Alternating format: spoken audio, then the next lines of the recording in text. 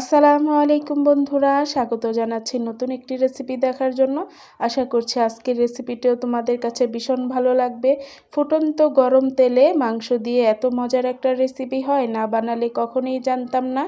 আজকের রেসিপির জন্য এখানে আমি 4 টুকরা গরুর মাংস নিয়েছি। হাড় ছাড়া, চর্বি ছাড়া আমি এখানে 4 টুকরা গরুর মাংস নিয়েছি।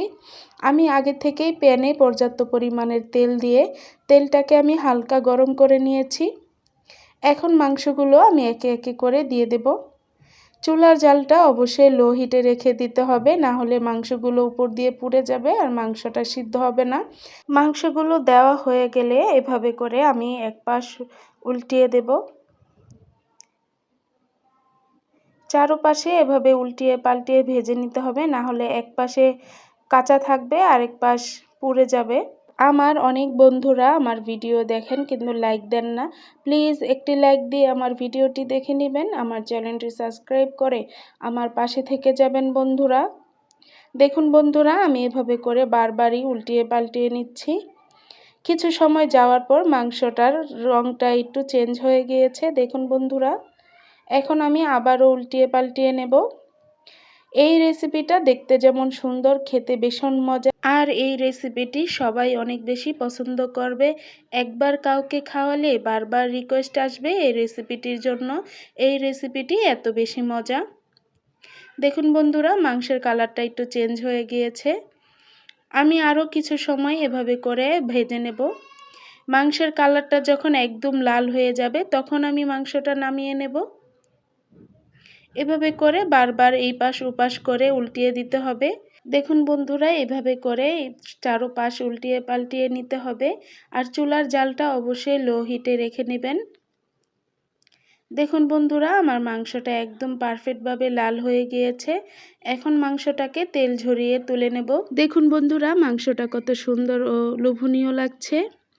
এখন আমি ভাজা মাংসগুলো তেল ঝরিয়ে তুলে নেব। তেল ঝরিয়ে তোলা হয়ে গেলে আমি এই তেলের মধ্যে দিয়ে দিব হাফ কাপ পেঁয়াজ কুচি। পেঁয়াজটাকে আমি একদম ব্রাউন কালার করে ভেজে নেব।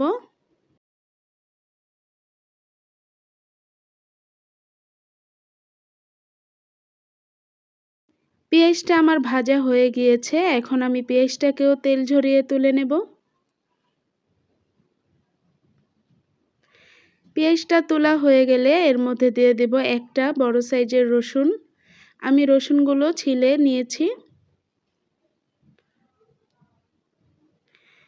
দেখুন বন্ধুরা, রসুনটাও আমি তেলের মধ্যে ভেজে নেব। আমি এখানে দেশি রসুন নিয়েছি, চাইলে আপনারা বড় রসুন দিয়েও করে নিতে পারেন। রসুনটাও একটু ব্রাউন কালার করে ভেজে নেব।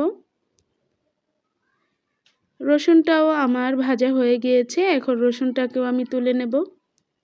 তোলা হয়ে গেলে এই তেলের মধ্যে কয়েকটা শুকনো মরিচ ভেজে নেব।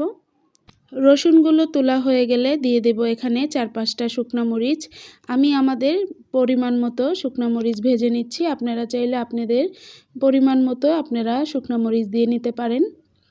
তো শুকনো মরিচগুলো ভাজা হয়ে গেছে, এখন আমি সবগুলো তুলে নেব। এখানে আমি একটা ব্লেন্ডারে জাগ নিয়েছি। আমি যে মাংসগুলো ভেজে রেখেছিলাম সেই মাংসগুলো ছোট ছোট করে টুকরা করে নিয়েছি আমি। দেখুন বন্ধুরা, আমি কিভাবে ছোট ছোট টুকরা করে নিয়েছি। একদম ছোট ছোট করে নিয়েছি। এখন ভেজে রাখা শুকনো মরিচগুলো দিয়ে আমি একসাথে ব্লেন্ড করে নেব। আমি অফ স্ক্রিনে ব্লেন্ড করে নিয়েছি। দেখুন বন্ধুরা, কত সুন্দর হয়েছে।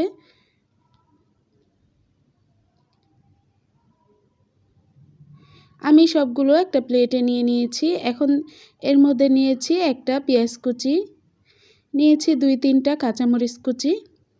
এখন স্বাদমতো লবণ দিয়ে আমি পেঁয়াজ আর কাঁচামরিচটাকে ভালো করে ডলে নেব। ভালো করে আমি ডলে নিয়েছি। এর মধ্যে নিয়েছি ভেজে রাখা রসুন। রসুনটাকেও আমি ভালো করে ডলে নেব। এর মধ্যে নিয়েছি পেঁয়াজ বেরেস্তা, আমি যে পেঁয়াজগুলো ভেজে রেখেছিলাম। এখন ভালো করে মিক্স করে নেব।